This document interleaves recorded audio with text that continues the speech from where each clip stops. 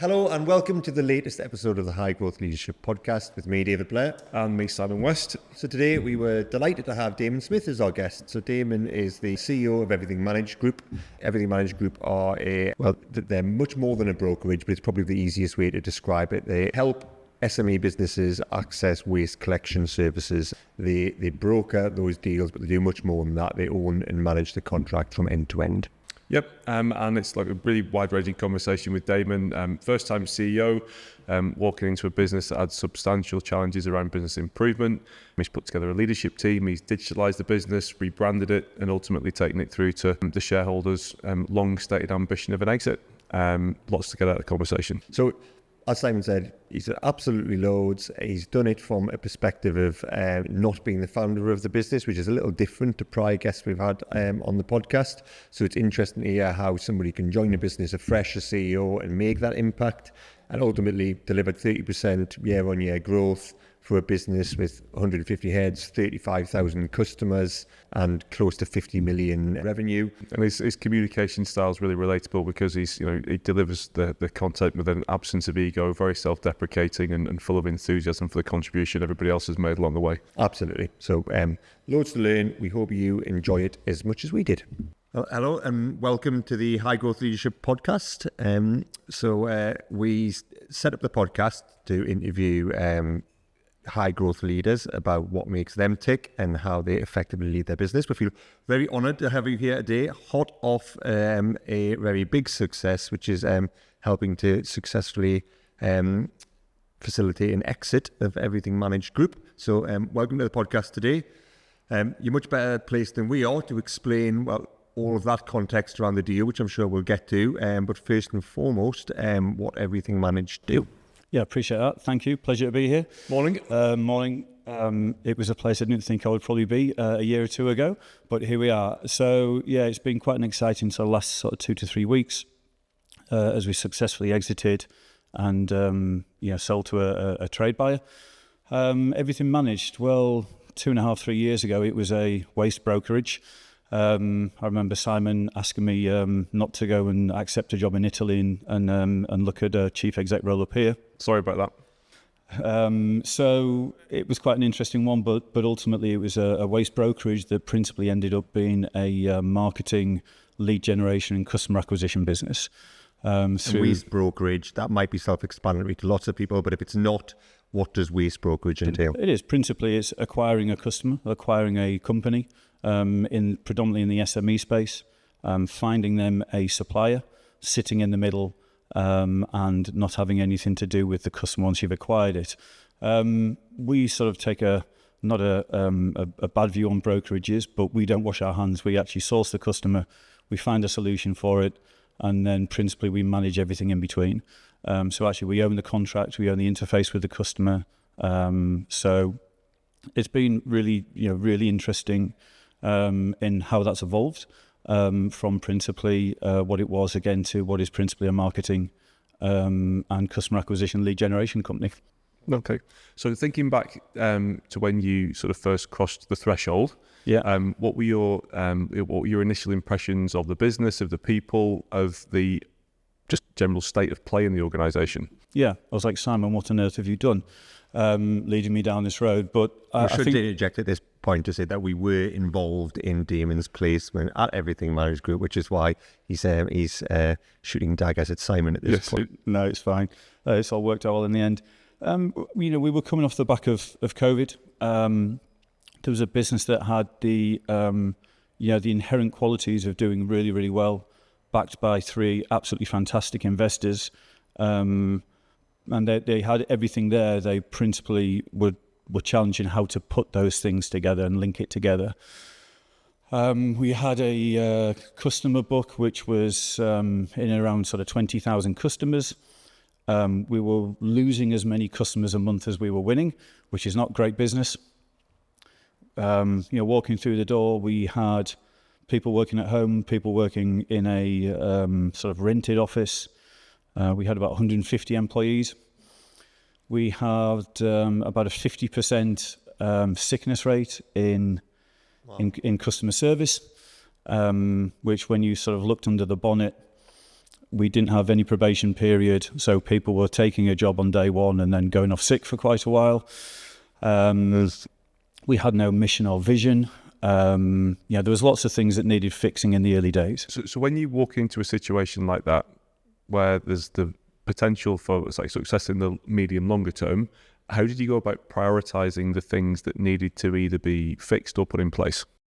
Yeah, it became apparent really quickly that the commercial function and the commercial side of the business was strong. And as exciting as it is writing, however many contracts we wrote a month back then, if you're losing just as many, you've got to fix that. And, the first part of the vision and the mission was customer first, outstanding customer journey, outstanding customer proposition. So we had to, first of all, just look at fixing that, what we call churn, and ensuring that we kept customers and we kept building the actual population rather than just stagnating.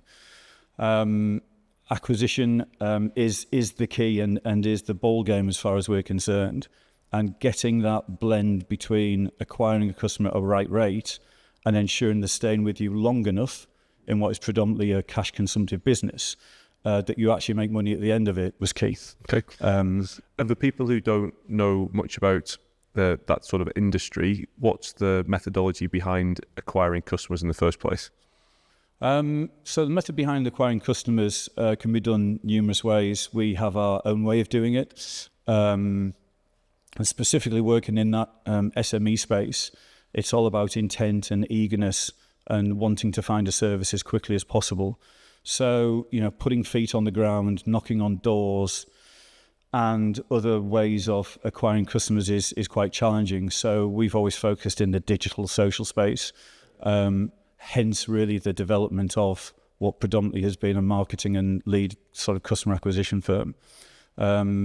It is an expensive way of doing it, and it is a very complex way of doing it. You're not just walking into a casino and throwing lots and lots of money every turn on a roulette table. It's very calculated, and it became apparent as soon as we walked through the door that the skill and the way that we deal with data was going to be what the value of the business was going to be moving forward. So from having nobody at all whatsoever looking at data, we now have a complete team who are principally just data analysts. Okay, interesting. So, and jumping back a step, so this is a high growth leadership podcast.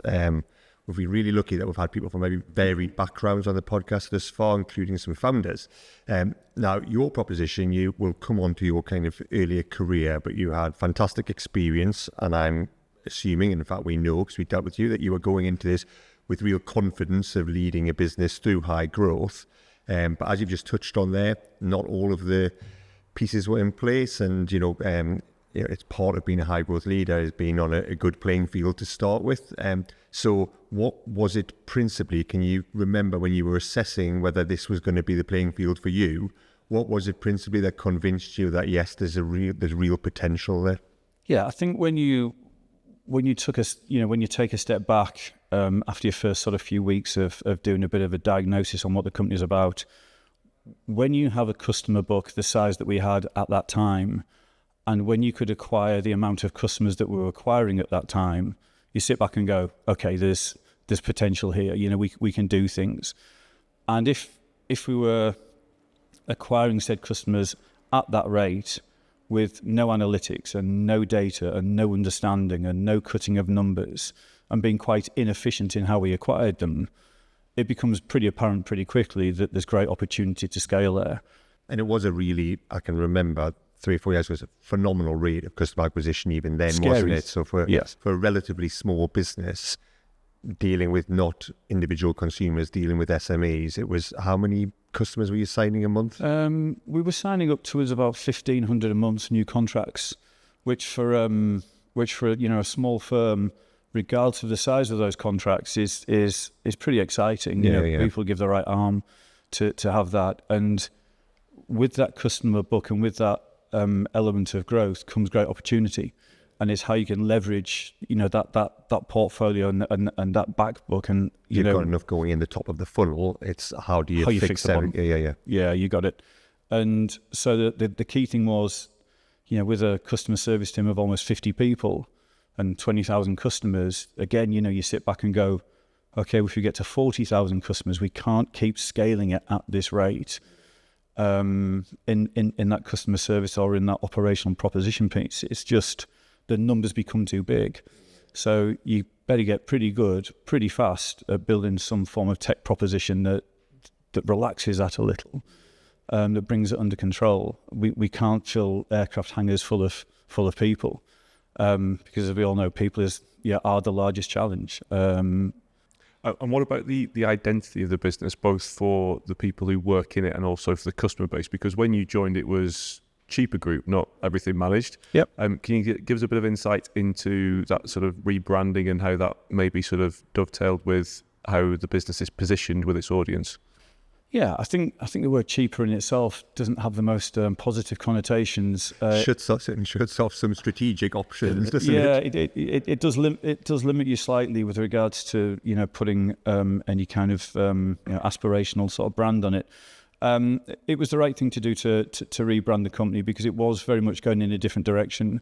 Again, we'd come out the back of a challenging period with COVID, trying to get people back into any office. And trying to put a more premium slant on the propositions that we were giving. We changed what the proposition was, and the servicing into a much more sort of modular sort of bolt-on proposition. And it was always going to be challenging to do that with a brand such as cheaper. But yeah, again, you're trying to pull, and I've seen some of the other guests on the podcasts, and it's I guess it's always a conflicting point to whether you work at home or whether you come into an office.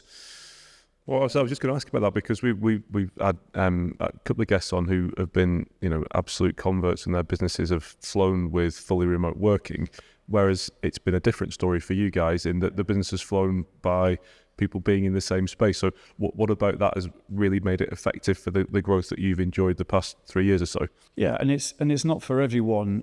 And we understand that. However, in that operational part of the business, you have very irate people who aren't calling you to tell you you've done an amazing job emptying their waste. It's the last thing on their list that they want to discuss. So, it shouldn't be a surprise that when people call you, they're pretty irate. Well, if you have somebody in their bedroom taking a call or at the kitchen table, and they've had 5 or 6 of these, that's not a good place to be. You need to be able to put your arm around them. We have 4 full-time coaches that are in and around the operational floor that we have, and you have to have that support network. And if you don't have that support network, that's when people start leaving. Yeah. And they might prefer to talk to customers about mobile phone contracts or credit card bills or software devices that they're selling. It's a quite challenging area in this region, and for that reason, there's negativities. For us, we have to pay people more. You have to give more benefits. You have to make it quite an exciting place to come and work, which is great. We love doing that, but in a region that's very driven in the sort of operational services piece, you have to think outside the box in order to attract talent into the company. Okay. And then just to sort of set the growth journey in a bit of context, like sort of being indiscreet, what sort of key metrics around revenue when you joined versus where we got to recently when you exited? Yeah. So we've grown the business 30% year on year in a market that's growing at best 1.5 to 2%. Okay. That's remarkable. Incredible. Yeah, we gave it a good nudge, and when you look at those growth rates, we're still only scratching the surface with regards to what is an addressable market with an SME. It's a hugely fragmenting marketplace, but again, when you look at growing, close to 60% and going north of close to 35,000 customers now.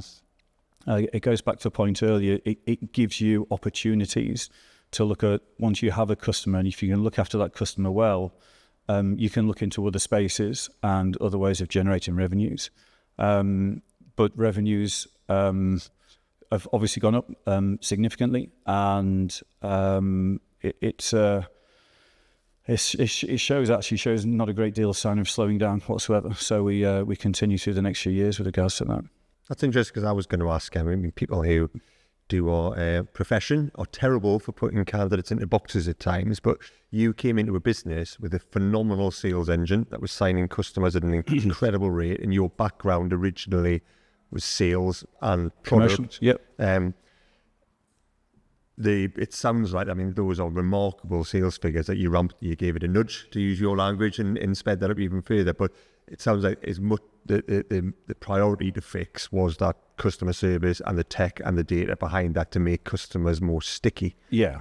It is, and we were quite fortunate. We have an extremely high, highly rated and very experienced COO. In Nicola, who's come from the energy industry, working for global players, and it's quite easy in this space to say, well, customers are inert. Are they? All they're bothered about is energy, because that's probably their largest expense, and other areas such as business insurance, security, and waste is at the bottom of the pile. Excuse the pun, but you come into this position and say, well, are the customers inert? Are we speaking to them? No, we're not. Well, they're inert then. And it's amazing, once you start speaking to customers and communicating, be it via an app or a portal or speaking to them every day, that they're not inert and they do want looking after. Because ultimately, even though they're small business owners, which is where we specialise, they're ultimately consumers. And they want to be dealt in the same way that they're a consumer. And even if their bill is £80 to £100 a month, it's still a bill, and they still want service. And if you don't give them that service, churn goes up, acquisition goes up, and you're not moving forward. So it really did start with the vision, the mission, but then the refinement of that into where we are today. Okay. And from David and I, having known the business a little bit prior to you joining, we know that there were some very bright, very capable people who went into it and sought to do some of the things that that you've been able to achieve. Albeit maybe with sort of different resources and support. How has putting a leadership team together in the business enabled the overall success? Yeah, it was an interesting one, actually. My boss, or the chairman at the time, didn't interview me. The senior leadership team interviewed me, which I thought was a really interesting dynamic, in that can they work? They've been appointed to do, prior to my time, to do their roles within the business. Can they work with me? Which I thought was really interesting. Fortunately, they chose me and not the other person. But we always knew that the leadership team had been put together for an exit at some point. The plan was 2 years. Okay, we did it in 2.5 in a fairly flat market, but it was always that. And from lessons that I'd learned in a past sort of like a private equity background, I took the learnings from that and also applied them into the new sort of senior leadership team, so that when transaction or when process was beginning to happen, they'd been trained to the point that they knew what was going to happen. We'd put things in place, we'd put learnings in place. They'd been trained to a level where myself and the CFO, who again is a hire from yourselves, we could go off and do that, knowing that the machine back in the office was working and humming, and very, very predictable, month after month after month. So they'd been actually put in that position to say, when this happens, we do this, and when this happens, we go there. So they were in that position, and to be fair, of course, I'd say this now, but they're a great bunch of people, and probably couldn't work with anyone better. And just dwelling on that for a moment, because for those who don't know, the primary investor wasn't involved in the day-to-day running of the business, was chair, resides overseas. And we recall that there was always, as you touched on there, a clarity that there would be an event at some point, there would be an exit. There will be people, hopefully listening to this podcast, who own and manage a business, and they're starting to think about what an exit might look like, but unsure about how openly to communicate that to the wider management team. So do you think, you went, not without blowing smoke, the transformation of the business in 3 years has been absolutely phenomenal. But do you think the clarity that you're all working towards something, towards an event, has been a big part in that? It was really from day one. And the thing is, though, that the event or the goal or the target was just so far out of reach. So far out of reach that, the team couldn't even begin to think about where we were going. And I think it comes back to having, a fantastic sort of chief CFO and getting the belief at the team that we do it day after day after day. And with belief, if they back me, that we were going to reach the event. But it was so far out of reach. We're talking about, upon exit from when we walked in, $1 million EBITDA shift a month. So you can imagine back then, 2.5 years ago, people going, what, this guy, no way, it's not going to happen, it can't happen. Given that this podcast, sorry to interrupt, is about leadership and high growth leadership, nuts and bolts of that, how do you do that? How do you, because, I think as a culture, we are sometimes cautious about appearing too optimistic for fear of appearing foolishly optimistic. So people rein it back in a little bit cautious. How do you get people at the bottom of the mountain to believe that, the top of the mountain is feasible? Yeah, we had to split it out day by day and literally just do it in daily chunks. And once you've got a model that works, and spend the amount of time that myself and Chris and Amanda, head of FP&A, worked on it, it became predictable. And with predictability gives confidence to the team. And once you build that confidence, literally day after day, week after week, and you're hitting the metrics and say, we said we should be there. Actually, we got there. How did we do that? Okay, we'll go again for another week and we continue. Commercial drive and optimism from the shareholders was not lacking. And I think possibly to a point earlier, ordinarily it's management telling investors, we need to do this and we've got to go here. It was the other way around. And it came to a point where we actually had to tell the investors to just look, damn, you've employed us to do this. You've got to leave this with us. And we all just need to sort of calm down a little bit. And, to that point, back in October 22 in a board meeting, we were really speeding towards a pretty big iceberg. We're absolutely dead set on customer acquisition, which costs an awful lot of money. We're not externally funded. We're only, we're funded. We're funded by ourselves. We have some investors who also, want to show, a positive, profitable company that can be put for sale. Well, if you're not funded and you're spending an awful lot on acquisition and you're growing, stratospherically, something's got to give. You've either got to calm one thing down or your expectation over here has to shift. But to align all those 3 or 4 things, that's the challenge. That's the really hard thing. And I think that's where, again, getting that modelling absolutely right is key. The business, has always been super exciting. The numbers don't always show that. And it just comes down to how much are you willing to grow and at what pace. And getting everybody to understand the trade-offs that are inherent in that and accept them and embrace them and come up with a sensible answer. And on that point around the trade-off, needed growth and revenue growth, that sometimes comes at the expense of EBITDA. And you mentioned the business hasn't had much, if any, external funding. How have you sort of walked the tightrope between growth and needing to make a pound of profit? Yeah, and again, this is why I can't speak highly enough of the 3 investors, because it was always to myself and Chris Parker, the CFO. Don't worry, guys, we've got out of this before. Right, okay, well, I understand that, but we're spending X and we're burning cash at this rate. Well, yeah, but we will come out the other side harder. Yeah, but when does that happen? Like, when does that occur? And there has to always be this point of saying, well, you have to just let us turn it down a little bit and let me show you what can happen. And sometimes by turning things down a little bit, you become more optimized.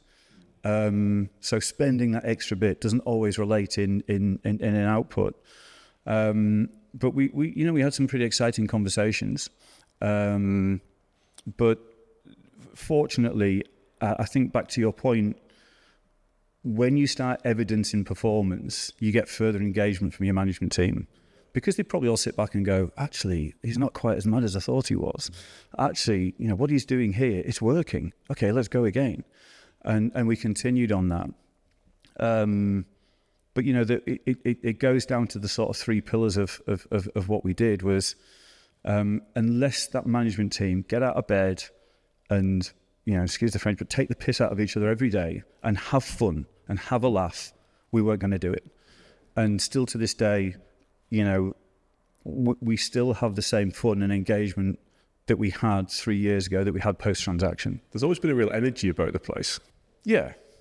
And I think when you're writing that many contracts, above a pub on Grey Street, where the majority of your team are between, 20 and 35, me excluded and a few others, then there is that. And you go onto the commercial floor and you feel like you're part of something. And there's pace, yeah. There's pace, there's noise, there's fun, and it's not fun for everybody. There's different levels within the business, and you incentivize different people in different areas, but there's very few people out of the 155 employees that we have that are not incentivized in some way. And some choose to take it and some don't, and that's great. People have their own drivers. But when you actually look at the business and you start showing potential investors around, they're in awe. It's a real exciting place to be. And in terms of the leadership team that you've touched on there, you've touched on one of the things that's important to you over that 3-year journey, 2.5-year journey. What have you learned around putting together a high growth leadership team? Yeah. What's worked and what hasn't? I've got a commercial background. I don't confess to be the smartest person in the room. I try to be humble, within the leadership style. I can't confess to be an expert in any facets of putting that team together, but to have understanding and to try and mold yourself to the CTO, or to try and understand what the COO's pressures are, or what the group commercial director's pressures are, has been the sort of key. And sometimes you might step back and somebody's so into what they do, they don't get the opportunity to sort of sit back and go, actually, maybe you should have done it this way, or maybe we could try and do it that way. But collectively, it's not we're telling you what to do here. It's, have you considered this? And I think as well, in an entrepreneurial business, which I really do hope will remain, and I'm sure it will, is that you've got to be agile. You've got to be fleet of foot. There is never a slow no in our business. We made a call yesterday that a large corporate business might take 6 months to get an agreement on. And with a customer book at the size that you've got, you don't have to implement that across all customers. Why don't we try this with this amount of people at this point in time, and let's see what happens?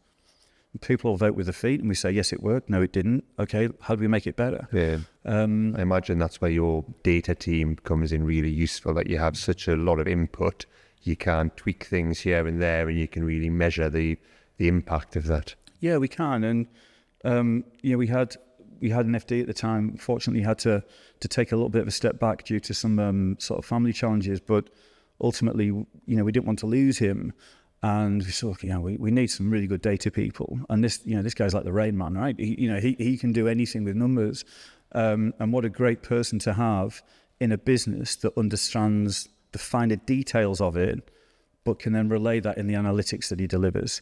And again, when you're talking to potential investors or PE guys and girls or trade buyers, and you start talking as an SME company, which is quite small versus some of the larger people out there, that we have a full data analytics team that cuts data, and that shows us the way. That's optimised us. That's made us more efficient. That's got us to the sort of EBITDA numbers that we were talking about and where we got to. Okay. I was going to say the guy you mentioned there, I recall that as well, because that was a Blair West placement as well.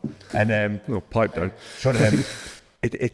It's worth mentioning because these things don't happen by accident, and that was actually a really good example of the right people on the bus message. That was it wasn't a linear solution. It was quite out of the box. I recall that because of the family challenges, the individual was set to leave the business with a heavy heart. Yeah, and you kind of worked hard to think of a solution because you recognised that the person A had really valuable knowledge and B was made of the right stuff. Yeah, and created a role for that person, which has obviously stood the business in good stead. And I think a lot of businesses at that time would have just gone, oh, that's a real shame, but that is what it is, and we move on. Yeah, interesting. And I think really it comes back from days gone past where, again, in another role, very fragmented business, quite aggressive in the marketplace, in a retail sort of market in 2018, 2019. And it was almost never heard of that you had like a person cutting data for you and understanding like trends. Supermarkets have been doing it for years, and why it's taken everyone else so long to sort of cotton on to do it, I'm not sure. But the value of this business was always going to be almost from walking through the door. It was going to be off the back of the data they could produce. And with that gives great visibility. To your point earlier, David, the pace, some people might say it's cavalier or a little bit sort of like racy or spicy, but I was missing an FD. I needed a CFO. Within half an hour, you'd come and talk to me. You said you knew the guy that was going to fit.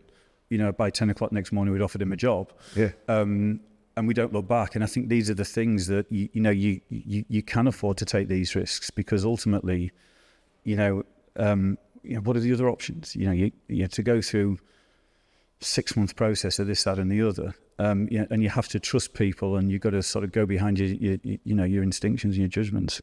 I mean, we've already talked about a wide range of different topics. Talked about managing shareholders. We've talked about business improvement. We've talked about digitalising a business. For a bit of additional context, this has been your first CEO role. Yeah. Now, sometimes when we're out in market, we speak to CEOs and they say actually it can be quite a lonely thing, quite a difficult thing to transition, whether they've been a CFO, CCO, whatever they've been previously. It sounds like you haven't had time to sort of ponder too much about what it feels like to change into that position. Yeah. No. I was discussing this with my wife last night. It's a bit like, becoming a father. It's never the right time. And are you ever so well equipped that you are just going to walk into that role and get it all? Yeah. My sort of finance and accounting background is nowhere near the pace that it should have been. But I've got a really good person who can help me with that. And he's taught me so much more than what I ever knew going into this role. I think you have to mould and adapt. And when people are looking up to you for the answers, it's what my old sort of CEO told me. It's not always what it's the confidence in what you deliver it. Yeah. And if you can, of course you have to know what you're talking about, but ultimately if you can come across with that confidence, what have you got to lose? What were the options? Losing as many customers as you were gaining, going backwards in EBITDA, people walking out the door. What have you got to lose? You've got to come in and sort of try and apply some of the thoughts and the learnings that you've had in the past. Has it felt different? It's felt normal. It's good to say. It's felt normal. But at that point, I'm working with, again, such a great group of people. And we don't work modularly. It's very, very strange when you walk into ours. We have 6 directors sat in one office, listening to each other all the time. So, we have a senior leadership team office. Ordinarily in another business, the CFO would have an office, the commercial director would have an office, the CEO would have an office, the CFO would have, the CTO would have an office. They're all in together. And that communication, again, learnings from other positions, the communication is key. And instead of having to come together once a week to say, now, what do you know this week? They already know what they're talking about because they've been listening to everyone through the week. And that is unusual. That's it is, but it's worked really well. Of course, there's times when we have to sort of do breakouts and sensitivities, but principally that's been one of the sort of key things that we feel has worked quite well. Of course, everyone wishes they have their own office, but we just don't have that space to do that today. So, as you'd imagine, we speak to a lot of candidates who aren't in a CEO role. They're either chief commercial officer, chief finance officer, and they have aspirations to be a CEO. Sounds like you just used the word, it felt normal. Are there any bits that you would say anything that you would say to somebody like that about that transition, and what any learnings you have about that transition? Yeah, it's interesting. Again, I was thinking about some of these things last night, and one thing that I think, be it MBAs or degrees or whatever it is, don't teach you is its sale process. Coming into this, if I didn't have the background that I had and the learnings that I had from the past PE deal, it would have been a whirlwind. and literally at the pace that we worked at, you don't have time to get people on that journey. And I think it's one thing, I know there's quite a lot of black magic and witchcraft around the sort of CF and community, and there's sort of big words and fancy terminologies, but ultimately it would be for me, learn what sale process is and try and understand, if you need to work at pace, what those asks are. Yeah. But again, the CF guys and the legal guys have been fantastic with taking you on that journey, which means if you ever get to go on another journey, a little bit more than last time. Yeah, indeed. And thinking about the process then that you and the team have been through recently, you talked about making the business consistent and repeatable. Therefore, you and Chris, the CFO, have been able to sink quite a lot of time into that. Can you give the people sort of watching this, listening to it, an idea of when the timing of the formal process? When did it start? When did it finish? Yeah, we always had because of the way that the modelling has been, we always knew that in and around Q3 would be about the right time. So we'd been putting an awful lot into the sort of background of the work that needs doing really since sort of March and April time. And again, for people who might be going through this, what does that background work look like? What are the key parts of it? Yeah, we did a huge amount on clearing the decks with everything from legals to to tax, finance. Chris in acquiring a head of FP&A, you wouldn't normally do that unless you knew that you were going to go along that process. That's been sort of priceless. That's been really, really good in understanding and getting the modelling right. And you were running a twid track process when you didn't know whether it was going to be a trade sale or PE deal. Yeah, we didn't, and from day one, we always, of course, everybody wants on their CV to say they've done an MBO and put it in. For me, I was cool with either way. I was completely comfortable, as was the rest of the team. So we didn't have this conflict of interest between investors and management. Like, hey guys, if you choose to go that, we back you. And that's what we did. And of course, there was exploratory talks with sort of PE houses over the years. But it probably wasn't the right time because of the way that the company inflected to have enough behind you in order to get the valuation that was probably expected. But having the team who were all completely aligned, whichever direction it went in, was important. That being said, doing a deal in 4 weeks, pretty much from accepting of an offer, strap yourself in because it's pretty fast. I know ordinarily it's 10 to 12 to 16 weeks. So to do that and compress it within 4, you have to have the confidence in your team that Chris and I can leave the business and start doing the things that we need. I mean, we almost took shares in Laneway Coffee at one point, but we were in there so much just trying to keep away. Other coffee shops are available, but it was, and I think that what's important is that bond between a chief exec and the CFO. And I'm not saying you have to be mates. I mean, fortunately, we're quite close, but unless you have that understanding and you can have fun, but you can knuckle down, and there's a bit of gallows humour when it's getting really tough. Yeah, it is. And there'll have been afternoons where we'll just walk around Newcastle for now, just going, God, what happens if we do this? And what happens if we do that and not that? And if this happens, what happens here? And are we sure there's, the investors are going to be comfortable with this? And all these things. That bond to me was really, really key.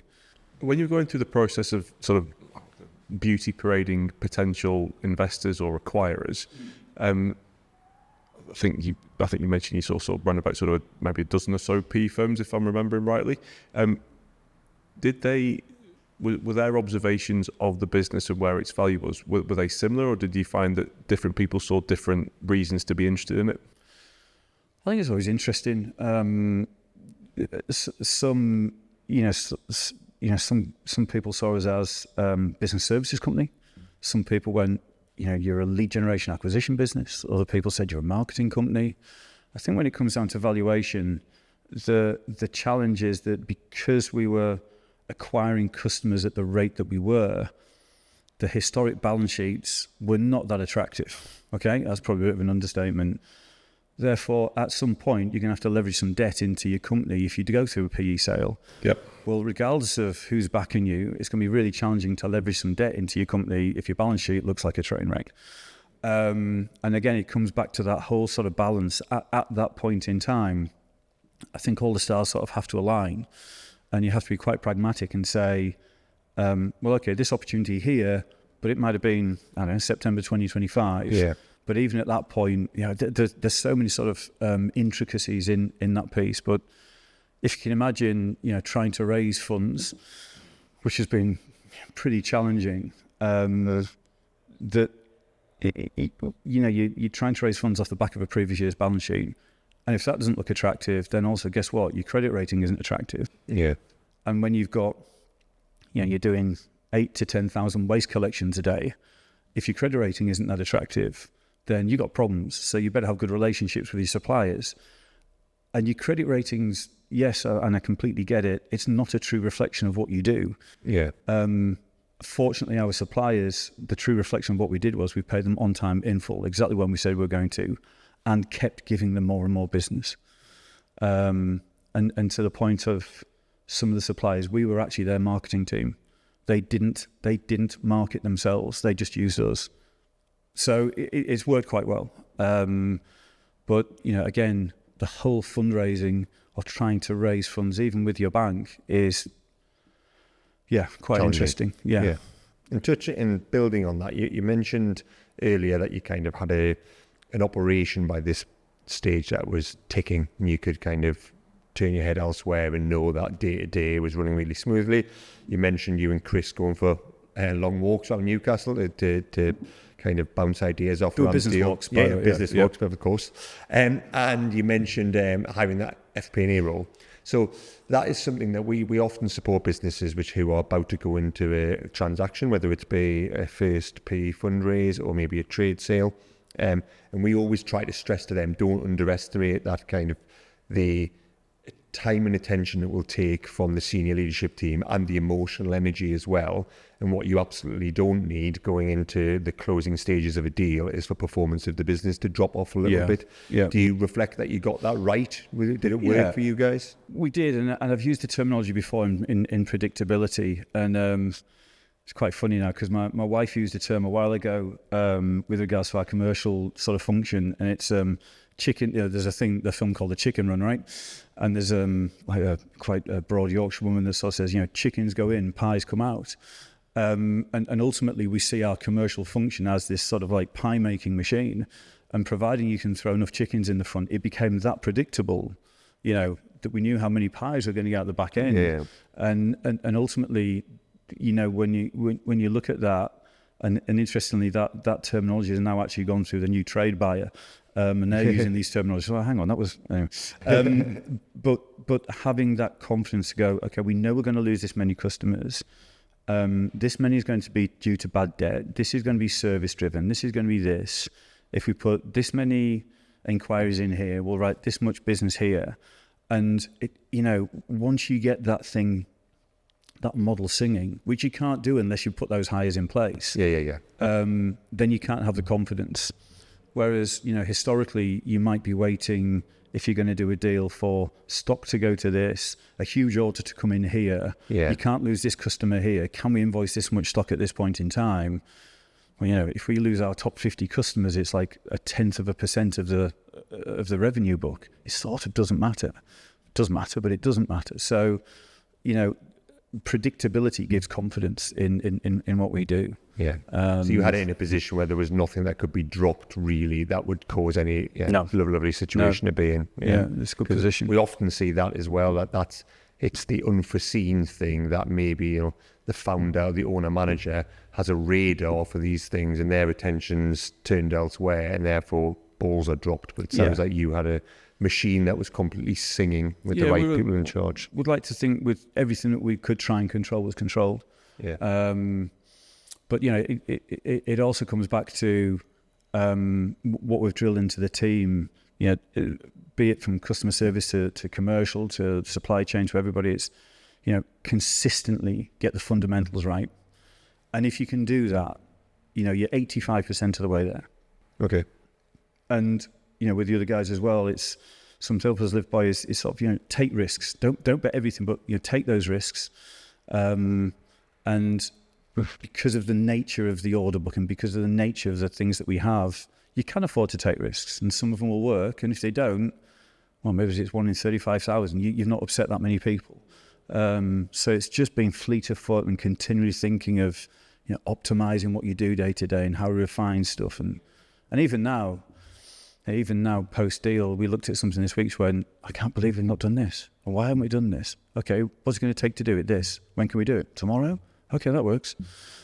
So it's this agility again, coming back to that, and by implication, then you still feel as though the business is operating with almost like 100% autonomy, agility, decision making. Again, we speak to businesses and they're concerned that life will look and feel different when they've been acquired, whether it's P or whether it's trade. Your experience so far has been it's sort business of business as usual. Yeah. And there's the odd smart person that comes up in a suit and these things, but it's I guess it's like anything, isn't it? Somebody invests a significant amount of money into a new company. Well, why would you change a 30% a year growth rate and doing what we're doing? Fortunately, now we have there's no, we can unleash the shackles a little bit. We don't have those constraints that we did have, which means we can be, look at other areas and do other things that are pretty exciting. But it's interesting, you go through a transaction. It was really important to me as well that everybody within the leadership team, at the point when everyone's signing DocuSigns, we were there at 10 o'clock at night on Teams and celebrate those things together as one. Yeah. But then the interesting thing is, you flip from there to the next day to tell the workforce of 155 people that the 3 guys they've been working for the last 12 years literally have to hand their car park pass in, and it's quite an emotional roller coaster. Was it an emotional day? Very, yeah. It was challenging. Yeah, it really was. So the guys and the majority of the people who work in the business didn't know the process was no, not whatsoever, and it's quite hard to obviously to try and keep that tight. But to wake up the next morning and for the crazy 2.5 to 3 year ride that you've been on with these guys that you're almost sort of brothers with, living in each other's pockets day to day, it stops. Done. And there's a new regime. Yeah. And it's really hard. It's really challenging to sort of deal with, that.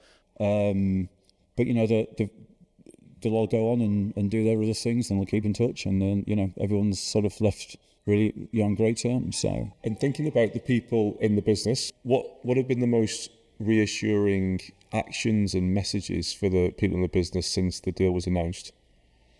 That's a really good question. I don't, there's not, I was actually on the phone with my boss earlier, and there's been very, very little change to none. Nobody's asking, what about this? And when do we see these people? And when do they start getting the mitts on this? And nothing like that. And to be fair, with all due respect to the new acquirers, they've been absolutely fantastic. To catch up once a week, and as far as things go, it's business as usual. And I think that's a true reflection of, the class of, the new people who have come in to take control and say, look, you guys seem to know what you're on about. We'll just let you guys do it and continue doing what you're doing, but with that security and that sort of backing of a really large organisation. You think about all the sort of the time and emotional energy that's been sunk into this process and this sort of 4-week sprint at the end to get it done. Emotional shift of different shareholders. How quickly then does everyone's mind turn to what comes next? Because it's great to get to that milestone, but it's not the end of the journey. It's just another step on the way in some respects. Yeah, what really sort of blew me away was I think we transacted on a Wednesday evening. A few sort of sore heads on Thursday, a lot more sore heads on Saturday morning. But it showed the real class of the leadership team that we've put together. Is Monday morning like, okay, let's go again. We're ready to go again. And it just shows, I think, that you think you can get to these points and say, okay, I'm sort of done here and I can take it back. But actually, you just kick in again, and it just starts over. And it's really strange because you don't know how you're going to feel. But ultimately, once the sort of dust has settled a little, Monday morning, so I'm getting to the office at 8 o'clock, everyone's there going, okay, boss, what do we do now? Like, what's the next goal and how do we get there? Okay, better start planning then pretty quick, eh? So it's, there's been no real sort of change, which has been fascinating. It's been the dynamic of how things have happened.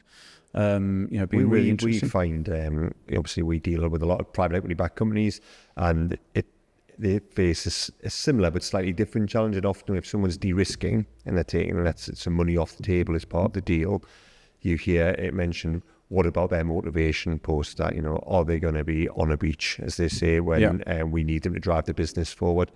And we've long thought that is just a nonsense, basically. That I think in 99 times out of 100, people are motivated by success. They like being successful. They're not coin operated. They have an emotional attachment to the business. They have an emotional attachment to succeeding. They have people that they care about, that they know look up to them, who they want to continue to succeed for their benefit. Yeah. And it's not often that you see someone, because they've taken some money off the table, they change personality and they're no longer driven and they're no longer motivated and they no longer want to push the business forward, a business that they're normally synonymous with. They still want to succeed and outperform the opposition and be the best they can be, basically.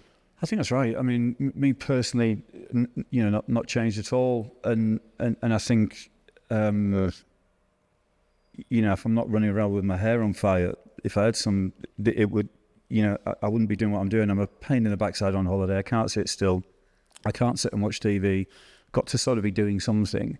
And I think that I think once you've grown so close to the people that you're working with, there's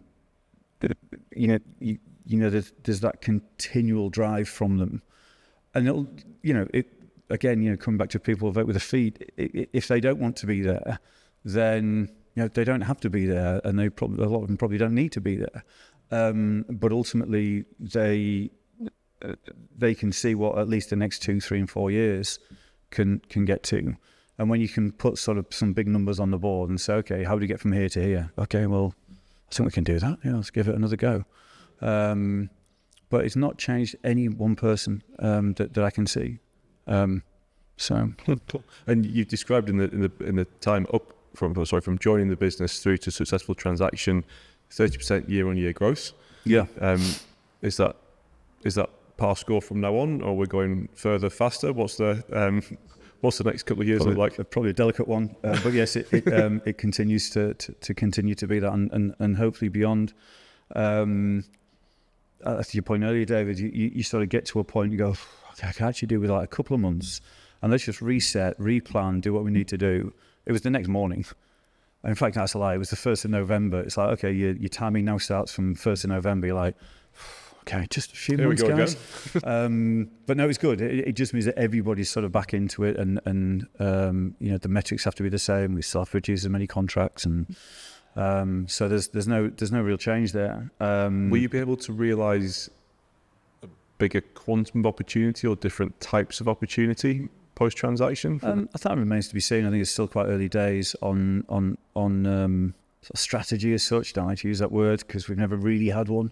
We've just sort of built this really sort of analytical model and hit that model, and it's worked. I think there's probably other opportunities moving through in what we're going to do. So yet to be seen, but we'll keep looking at other things and other markets. See where we can get to. And diving into you in your earlier career. And summarising what we've talked about so far, is you came into your first CEO role in a business where you have helped set the vision, unify the team around a exit point, rebranded the business, ramped up an already high-performing sales function, fixed, as it were, or certainly did a lot of heavy lifting on a kind of a customer service customer retention model that needed some attention. And from all of that, the result that you mentioned is successful exit. So that's a phenomenal first performed debut CEO role, shall we say. So what, in your background, interested in, did you always want to be a CEO? And were you making strategic moves throughout your career to collect knowledge and experience to get you there? or was it never that clear? Did you just respond to opportunities that came along? And what do you think in your, people aren't born CEOs, they have a background that leads them towards it. So what do you think were the key milestones in your career that enabled you to perform so highly in your first CEO role? And I'm thinking through the prism of someone who might be listening to this thinking, I'd love to be a CEO one day. I'm currently sitting in a sales role or a finance role or a marketing role somewhere. What should I be doing to get myself to a position where I can do that? Yeah. It's a very long question. Yeah, it's a stinker, that one. I sort of look back to, I think it was 2017, and I was on a train platform at 4:45 in the morning in Amsterdam. Had a little 1-year-old boy and my wife at home. She was at law school. And, you're sort of kicking deadbeats out of the way to try and get to your train to go to Cologne or somewhere. I was going to meet Aldi or somebody like this. Like, what on earth am I doing here? Like, I cannot keep doing this. This is not what I'm about. And I think, parenthood or fatherhood, it's sort of... Train stations are often the moments where you have that thought, or particularly clarity. particularly bleak places. Yeah, they are. And opportunity came up to work in a PE-backed business in the leisure market, sort of cycling leisure market over in Teesside there, which for somebody who sort of rode a bike to very low levels of performance was sort of quite exciting. Did that, learned a huge amount. I mean, working in the outdoor cycling market that was highly competitive, a highly discounted sort of field. Very aggressive, imports coming in here, there and everywhere. Sitting around your first board table going, cracky, only 6 weeks ago I was on the way to go and see Aldi in Cologne or something. It's very, very sort of eye-opening. And I remember the first board meetings and probably all the way through, I was useless. Like a shivering wreck, completely useless. Felt completely inadequate compared to, the chief exec at the time and the investors and, non-execs and these things. But you learn pretty quickly, and you have to learn quickly. So, upon exiting that, I always felt sorry to jump in, Damon, but were you learning new skills, or were you learning that put that kind of imposter syndrome to one side, for want of a better word? Actually, a lot of the experiences you had were really relevant, and there was insight you did have. You just needed to learn how to apply it. Yeah, I think it was the relationship building. I've probably never been the most commercial person, but I think the ability to build relationships with people has always sort of succeeded with regards to how, what the output of a commercial arrangement or agreement would be. So yeah, I think it was learning, but also sort of just listening to how people operated, and the discussion around a board table in PE is very different to one that isn't.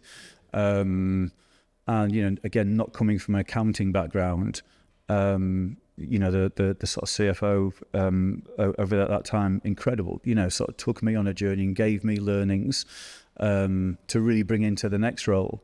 So it's always been like a learning thing. Again, by far not the smartest person in the room, but probably the ability to listen and to try and take on board what the key things are. When we're going through process, I'm listening to the sort of CFO geek off with the sort of with the other chaps. He's there going, just nodding my head, going, "Yep, no, that works for us as well." So you can't know everything. It's hard to understand everything, and I think I don't know if the numbers are still the same, but 80% of CEOs in the UK have historically been sort of accountancy and background based.